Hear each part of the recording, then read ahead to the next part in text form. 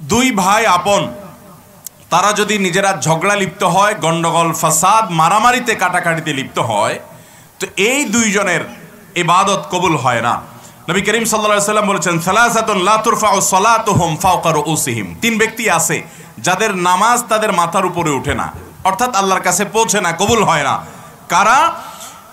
সেই ব্যক্তিগুলো হলো ওই ব্যক্তি, তিন ব্যক্তির কথা নবী সাল্লাল্লাহু আলাইহি ওয়াসাল্লাম বলেছেন। এর ভিতরে এক ব্যক্তি হলো ওই ব্যক্তি ইখওয়ানে মুতাসারিমান, দুই ভাই যারা নিজেরা গন্ডগোল মারামারিতে লিপ্ত, আপন ভাই মারামারিতে লিপ্ত, অথচ আবার আমল ইবাদতও করে, নামাজ কালামও পড়ে। এরকম আছে না নাই?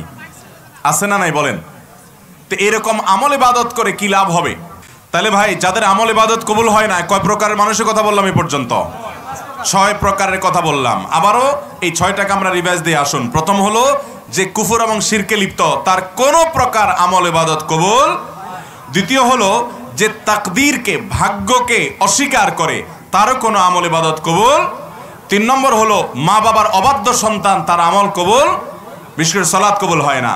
4 নম্বর হলো যে ব্যক্তি দান করে খোঁটা দেয়, যাকে দান করছে তাকে আবার খোঁটা দেয় অথবা বলে বেড়ায়। এই ব্যক্তি দান করে যে বলে বেড়ালো এই জন্য, বা খোঁটা বেড়ালো, দিয়ে বেড়ালো, বা এহসান জিতলাইলো, এই জন্য তার ওই দানের আমলটার কোনো সওয়াব সে আল্লাহর কাছে পাবে